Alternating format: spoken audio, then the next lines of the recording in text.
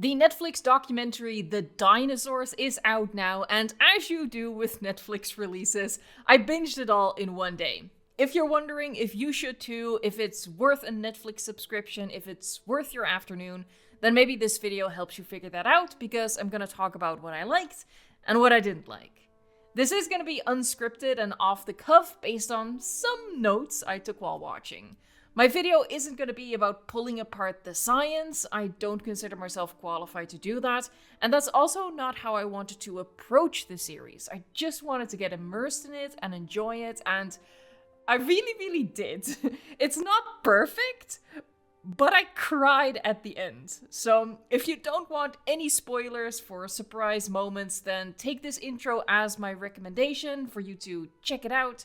And hopefully you'll come back later to rewatch after you've seen The Dinosaurs. If you need a little bit more to make your decision, then, well, let's get into it. The very first note that I made while watching this was, in the intro of the first episode, they say, this is the story of the dinosaurs as it has never been told before. With, Morgan Freeman's very epic voice. And, yeah, I made this note because it's quite a bold claim. I literally wrote, bold claim. Let's see. Because it felt a little bit like overselling it after an intro with a Pachycephalosaurus and a T-Rex, and then a title sequence with Spinosaurus, Brachiosaurus, and Stegosaurus. So, that's like 5 very popular, not exactly deep digs kind of dinosaurs. So I was like, okay, well, let's see. The story like it's never been told before. I'll give it credit. It does feature species that don't get much of a spotlight or a spotlight at all. So it's not like they only stick to the hyper-popular species that we always see. Like, yeah, they're there, but there's a good balance of, the T-Rexes, the Ankylosaurus, the Stegosaurus, combined with species that a lot of people aren't going to be familiar with. So I actually think they struck a good balance there. I wouldn't say that it lives up to the bold claim that they started with, the story of the dinosaurs as never told before. It's not entirely unique. Some examples that I wrote down is there's a scene where flying dinosaurs, birds, chase off a big pterosaur, and it's very reminiscent of a scene from the original Walking With Dinosaurs. And there's also a scene with a giant pterosaur hunting herbivore dinosaurs in long grass. I don't actually remember which species specifically they were. I didn't write that down. But that scene is basically what we saw in Prehistoric Planet. Big ass Darkid comes down and takes down herbivores that are smaller than it. It's not the exact same. I don't even think it's the exact same species, but it's those sorts of similar scenes. And that's not really an issue, of course. Like, overlap is inevitable when you're telling the story of prehistory. You're gonna go over similar events, so it's basically impossible to be entirely unique in that. But it's just something nitpicky to point out, given the claim that they make in the intro. So I'm just dunking on that a little bit. But, don't take that too seriously. Another thing that I noticed about the opening is that the opening itself is for the casual dinosaur fans. It shows the T-Rex right away before rewinding further to the Triassic. So the opening before the first title sequence takes place in the Cretaceous, Pachycephalosaurus getting hunted by T-Rex, and that is to hook the casual viewers, like with the promise of the big famous dinosaur coming later, while it covers, a period that most aren't familiar with. So this video is unstructured. So I just talked about the intro, and I want to skip way ahead to the end because, I just did a little nitpicky thing, but I want to make sure that I get like a really big positive into this video early on. I don't want to beat around the bush. I immediately want to delve into this, and that is the ending, the final episode, the final part of the final episode. I cried. I tried so hard not to. Like, I was tearing up, but I really, really made an effort there to not let the tears spill. But I could not hold it back. The ending is so well done. Throughout the series, you know, there are scenes that do well building suspense and evoking emotions, sadness specifically. It does that really well. It does really well at getting you immersed and feeling you attached and getting that sympathy going. And then, you know, death happens. It never quite hit me to the point that I was crying, but I was definitely like, aw. But at the end, man, like, okay, so throughout the episodes, it does the sadness on an individual scale, but of course it ends with that massive scale of the meteor hit, and then it's just scene after scene of the dinosaurs dying out, and it hit me in the feels. It genuinely, it got to me.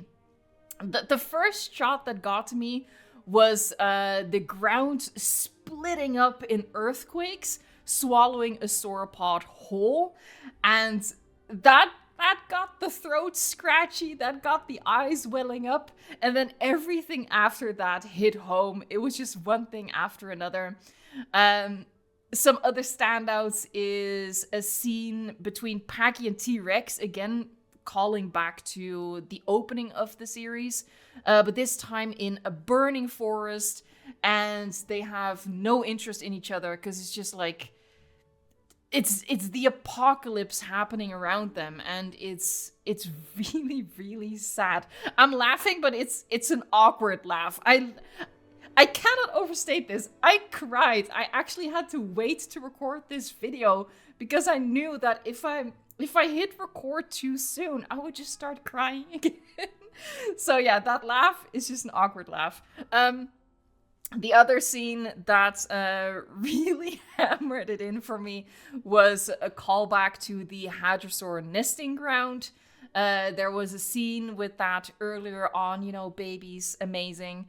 And then, you know, after the meteor hits, we get another look at the nesting ground, and all of the hatchlings, all of the parents are dead, and the parents are like curled around the nest protectively.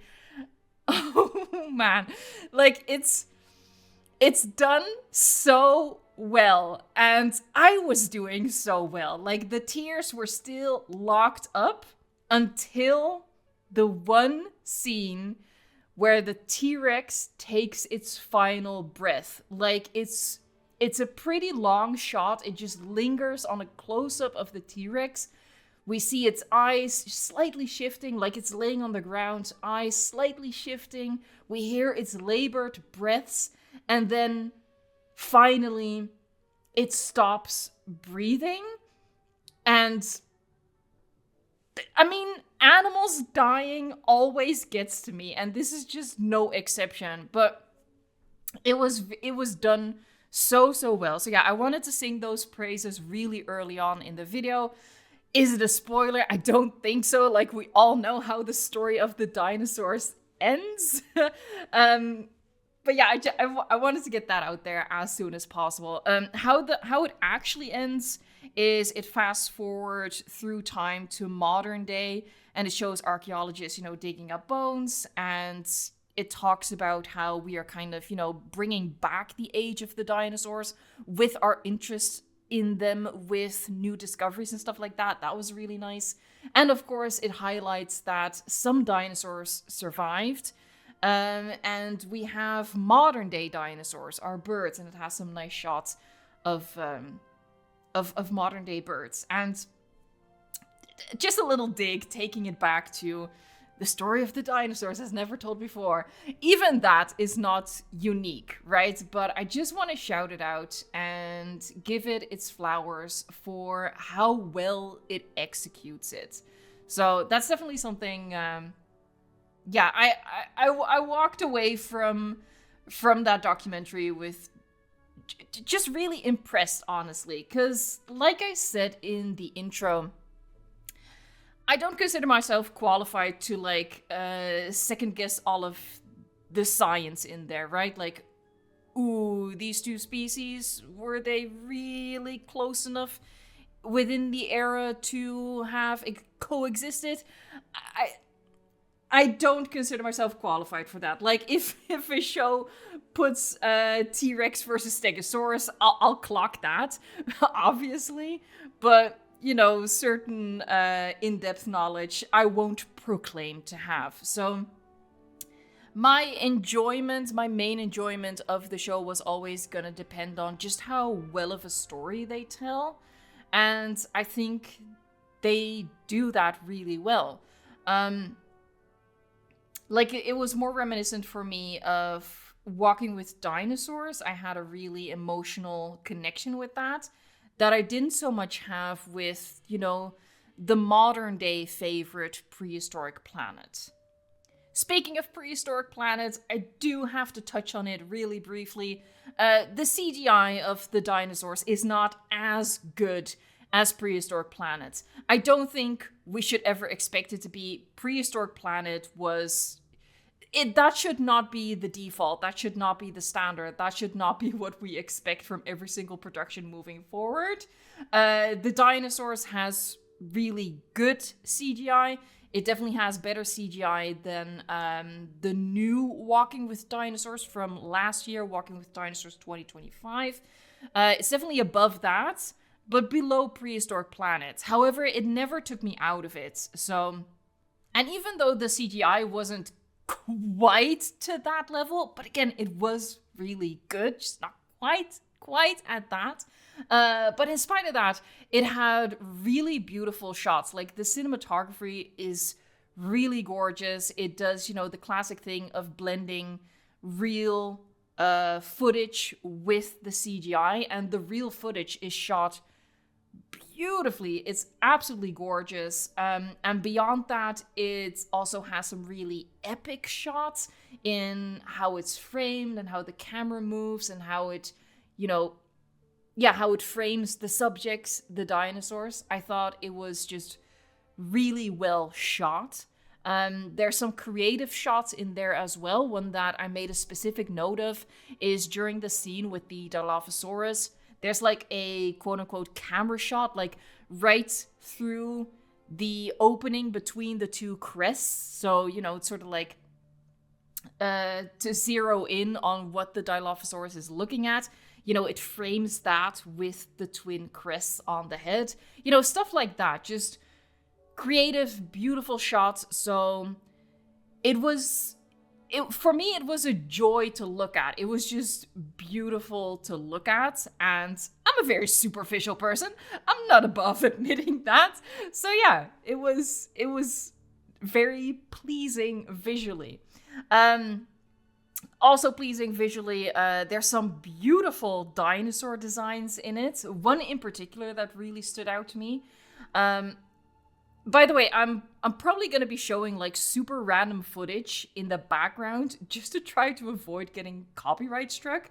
But hopefully I'll remember to edit in like the specific dinosaur shot that I was like, wow, okay, I love that design. That's beautiful. Frontier, make notes. Yeah, beautiful dinosaur designs. Not all designs were great, but I'll talk about that in a little bit. I guess I should focus on like the positives for now. What I also really liked is that there's some shots that really sell, you know, the wonder of dinosaurs, you know, awe-inspiring moments. That was really good. And there were some shots that I particularly liked that I wrote down. Now, again, I really wanted to get immersed, so I didn't take too many notes, but I wrote down a couple of scenes that really stood out to me. Like, yes, this is this is something that I absolutely love. One of them is when a mother hadrosaur, like there's this huge nesting ground for hadrosaurs, and I didn't write down which species it was, I'm sorry. A huge nesting ground with hadrosaurs, and an Asdarkid comes flying over, and it lands. It wants to, eat the hatchlings from a nest. The mother has wandered off to get more food, and as the Asdarkid is, going in for the hatchlings, the mother returns and just brutally attacks the Asdarkid. Like, obviously, she has body mass on it, and she uses it. God dang.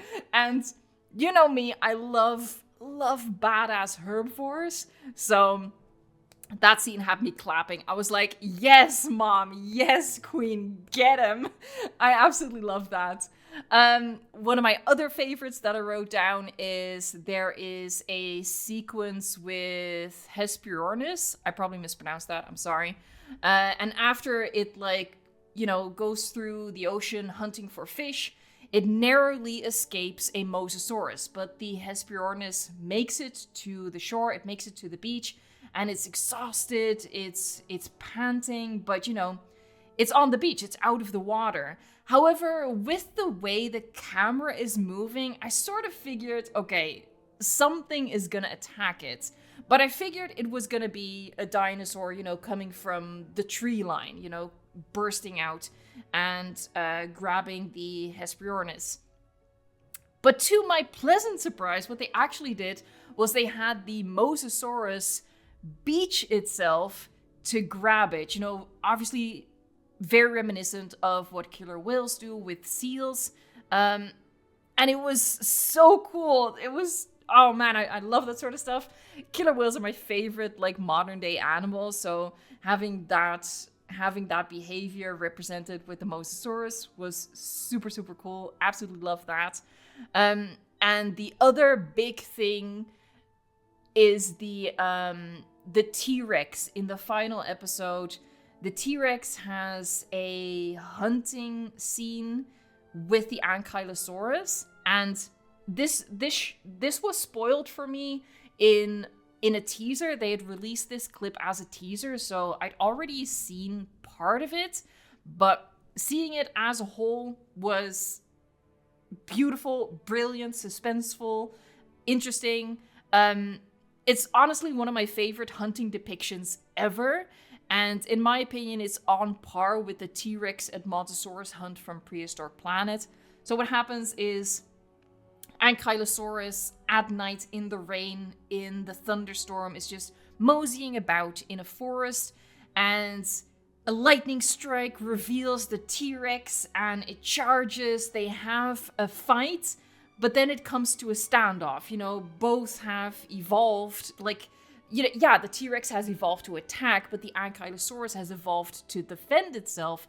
So it leads to a standoff, and the T-Rex wanders off. It makes you believe that the T-Rex has given up and is walking away.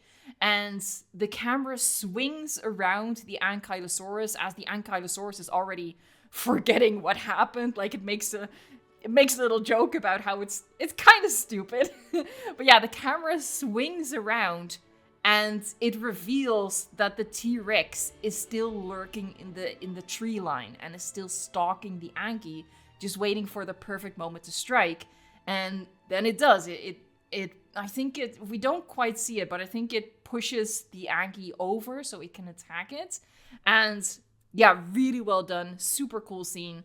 And then the next one is of the T-Rex dragging that Anky carcass across the forest floor. Quite a distance, might I add. And it's just really funny the way it's holding it by the club and it's dragging it across the forest. It's obviously taking, some effort because it's dragging an Anky. And there's this moment where you see a Pachycephalosaurus in the background just watching this T-Rex drag an Anky. And then the shot focuses in on the Pachy just looking and very slowly backing away, you did not see me, I am not here, enjoy your takeout. And it was just a good bit of humor after that super suspenseful scene. And of course, the T-Rex is, bringing the Aggie towards its nest so the hatchling T-Rex can feed. And that was really nice, seeing that parental behavior displayed. But right after that, it turns everything on its head. Like, that's where the switch happens to the meteor strike. And I'm pretty sure this specific T-Rex is the one that we see take its final breath. So, yeah, thanks for that. Oh, man. Final thing in, like, the definitive positive column is the narration. I mean, it's Morgan Freeman. I feel like he could phone it in and it would still be great. The only thing I have to note is that he says Pachycephalosaurus as Pachycephalosaurus. And look, I mispronounce everything, so I have no authority here, but I'm pretty sure that's wrong. But if Morgan Freeman wants to say Pachycephalosaurus, Morgan Freeman can say Pachycephalosaurus, okay? Yeah, narration was really good. Not just his delivery, but also some of the lines. Not everything, like sometimes, and I feel like this is... Okay, so I guess we're now venturing into like a little bit of the negative things. But this is something that all of these dinosaur documentaries, I think, have in common. And maybe it's just a preference thing, but sometimes I feel like the narration in how it's written with all of these like dramatic pauses is maybe trying a little bit too hard to be epic. Maybe I'm misremembering, but I feel like Kenneth Branagh for the original Walking with Dinosaurs approached that a bit better. I don't quite remember it being like so overstuffed with dramatic pauses. It's not all that bad in the dinosaurs. I just noticed it sometimes where I was like, okay, I mean, you don't have to oversell it. Like, you don't have to convince me or anything. Like, you can tone it down a little bit. But other than that, I think the narration was great, and I also think some of the lines were really good. And especially in that final part, where I feel like the drama was very much appropriate, after that meteor strike. Before I continue with some negatives, because it was great. I had a really good afternoon watching this. I'll probably watch it again, but it's not perfect. But before I get into some negatives, I want to say some neutrals. Maybe, we're probably gonna disagree on this. Well, we're probably gonna disagree on everything, to be honest. But two neutrals that I noticed. One of them is the speculative science and the speculative behavior. Those are just par for the course for dinosaur documentaries because, there's a whole lot we don't know. So, you have to fill in the blanks with speculative behavior. And I kind of wish that shows like this wouldn't quite present it as fact. I don't know how they would do that elegantly. But maybe it's the autism thing that I have, but it does sometimes grind my gears that they're presenting something speculative as, yeah, we know this 100% sure. I will say, though, and this is why it's a neutral for me, the speculative science / speculative behavior, that one in particular, it's not as pronounced as what I remember with Prehistoric Planet. With Prehistoric Planet, I immediately clocked the modern day animals whose very specific and very unique and quirky behaviors they had literally lifted out of a modern day animal documentary and had assigned to dinosaurs. There were so many scenes where I was like, oh, so Dinosaur X just did modern day animal behavior. Why? That's a coinky dink. It really stood out to me in Prehistoric Planet to the point where it took me out of that documentary specifically because I just kept thinking, okay, but you just basically stole that behavior. Like, wouldn't it be quite like, obviously not impossible, but wouldn't it be quite far-fetched that these animals separated by millions upon millions upon millions of years do this very same behavior, even though this behavior that you're showing is super unique? I don't know. That's something that really stood out to me with Prehistoric Planet, and the dinosaurs doesn't do that. I don't think there's anything so quirky in there that I was immediately like, huh, okay, well, now I'm thinking about this modern day animal. So that's why it's a neutral. I feel like the dinosaurs, even though that does mean that we don't see as many unique, super interesting behaviors, I actually prefer it this way, because I've watched so many like nature documentaries that, you know, if you're gonna pull such blatant inspiration, let's say, it just takes me out of it. I'm not sure if I'm explaining this well. That's what you get with unscripted Evo. I apologize, but I hope that somewhere in this mess you found the point. The other thing that I have as kind of neutral, maybe we're edging into the negative now.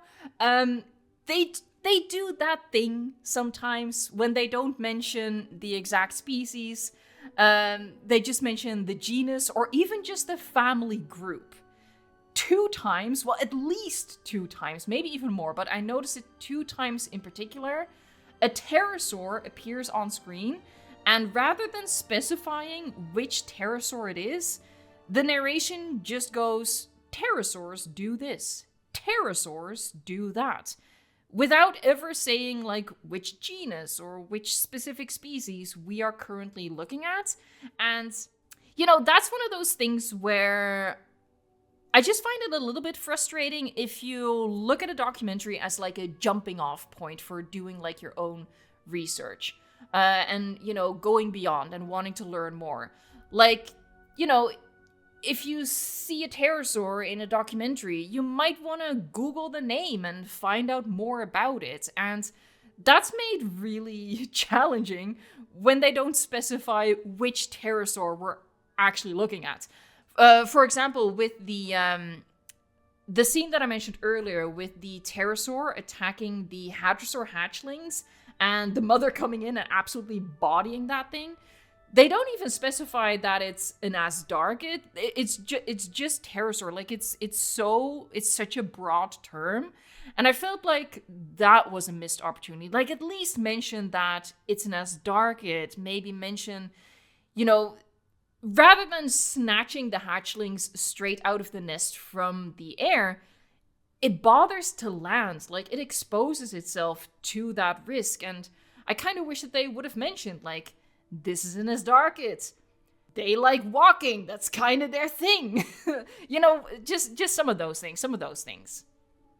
Okay, so the negatives. And I will say that maybe this is a little bit nitpicky, all of these points, because I had an overwhelmingly positive experience with it. But I feel like I have to point it out. So the first thing that I want to point out as a genuine negative that... yeah, this is probably my biggest negative for the whole series. And that is that it's very fast-paced. And we don't spend a lot of time with any given dinosaur. T-Rex, I think, gets the most time. And, you know, that makes sense. It's the famous dinosaur. And that's like, you know, entry level for casual fans. But we get a lot of species across a huge time span.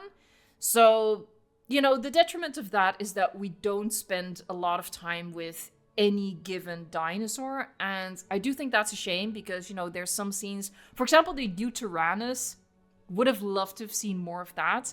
And another downside of just how fast paced it is, you know, having to fit the Triassic, Jurassic, and Cretaceous into 4 episodes. The downside of that is that it's very quick in how it alternates between dinosaurs are dominating and then, oops, huge earth-changing drastic event killing most of them off. And then it goes to, But now they're thriving again. Dinosaurs are fine. They're evolving. And then it's another cataclysmic event. Climate change knocks the legs out from under them. Like, it keeps alternating between... for example, to bring back the Uteranus, right? So there's like this really short scene of the Uteranus. It mentions, the Earth has cooled, there's snow in this region now, and the Uteranus is perfectly adapted with its feathery coat that keeps it warm and keeps it camouflaged in the snow. The perfect predator, and we see it hunt down a sauropod, and that's the end of that scene. We get the title sequence, and then the next time we see the Uteranus, it gets taken out by an avalanche because global warming. This cold environment has gone to hell, so now Uteranus is no longer perfectly optimized, and it's gonna die. And it does that a lot throughout the 4 episodes. And it starts to feel a little bit repetitive and a little bit frustrating just how fast it bounces back between thriving, dying, thriving, dying, thriving, dying. And maybe that's exactly what people are gonna like about the series, how fast-paced it is, how dramatic it is because of that. But for me, it started to stand out as like, okay, so we get a scene of them doing well, and something bad is gonna happen because the Earth is ever-changing, and, the whatever dinosaur evolved is now screwed. So yeah, throughout the series, there were just a lot of tragic endings, forest fires, avalanches, all that stuff. And I'm glad that it didn't desensitize me to the end sequence, with the meteor hitting, because I talked about that at length already. That was really well done. It hit me in the feels. I cried. But I almost felt like there was a really big risk of just desensitizing me to all of that with just how many extinction level events are sprinkled in throughout throughout the 4 episodes. Again, 4 episodes is really short as well. Okay, so I already mentioned, that in general, I quite like the dinosaur designs. One of them in particular really stood out to me as really beautiful. They're not all like hyper accurate representations, but again, I don't really want to go into that because I just fully acknowledge that I'm not qualified for that. I see it, but I'm not the person to be calling that out. Plenty of people are going to be making videos about the dinosaurs, who have much more knowledge, who are going to be able to point out all of the things that are wrong with this show much better than I can. So I don't want to touch on that. I already touched on like the storytelling and that sort of thing. I feel semi-qualified to give my opinion on that. But I just want to point out, I'm not a huge fan of all of the designs, of all of the depictions of the dinosaurs. And unfortunately for me, the Stegosaurus is one of those. Stegosaurus, if you don't know, it's my favorite IRL dinosaur. Love Stegosaurus so much. I'm not a huge fan of its design in this series. Specifically, the texture on the plates doesn't look right to me. I don't quite like what they did there. That's obviously really nitpicky stuff. There's also one moment that I really noticed where we see the Allosaurus either standing or walking, I'm not quite sure. But instead of the line of the body being horizontal, it's quite diagonal. Not fully kangaroo stance, but it's angled down at the tail quite significantly, and I was like, okay. It's better in other shots, but yeah, I just noticed it in one shot where I was like, oh, you're gonna make it walk like that? Oh no. another thing that I was like, really? Is the Spinosaurus, when they have it swim, it's really just awkwardly dog paddling. It doesn't use its tail, basically. So that swimming looked really awkward and inefficient, and I don't think that's quite on par with, how we're currently depicting Spinosaurus as having been evolved to be really adapted to an aquatic environment. So that was also something like they zoomed out. They show like an overhead shot of the Spinosaurus swimming, and the tail is basically stiff in the water. So that was something I noticed. Oh, hold on. Oh, I just remembered. There is a positive with the Spinosaurus that I wanted to note. It does like this hunting behavior where it basically sets a trap with a fish to sort of lure sharks in so it can snatch sharks. And for the hunt to succeed, it has to stand perfectly still. So the sharks kind of forget that that's a living thing, so they come towards the fish and the Spino can snatch them up. But as the narration says that, like, she has to stand perfectly still. As that happens, a pterosaur, again, not specified, lands on the Spinosaurus's sail, and the Spinosaurus eye goes from, focusing down to the water to, like, trying to look back at its own sail, like, what the frick is this thing doing right now? Like, it's standing there with its mouth wide open, waiting for a shark to, like, fall for the trap. But there's this annoying pterosaur walking along its sail. So it does, like, this subtle little shake to try and get that pterosaur to bugger off. And that was really funny. I thought that was really nice. It really gave the dinosaur personality. And honestly, this is something that they do well throughout the series. They really feel like real animals. For the example of Spinosaurus and also Tyrannosaurus Rex, not just murder machines, but just animals who happen to have a certain type of diet. So yeah, I kind of forgot to mention that with the positives. I really like that little part of it. And I guess what I should also then mention is that I really like that the dinosaurs aren't completely stupid. Like, there's little hints of intelligence there, like the Spinosaurus setting a trap, which, we have no evidence for, but it's interesting, and it's different, and I liked it. All right, but now back to something I didn't like, and the final thing that I didn't like, and that is that they do the fake out, ooh, a giant dinosaur is walking into frame. Psych, it's actually really small. Har har, I bet you didn't guess that. They do that 3 times. Maybe even 4, actually. At least 3. 3 times.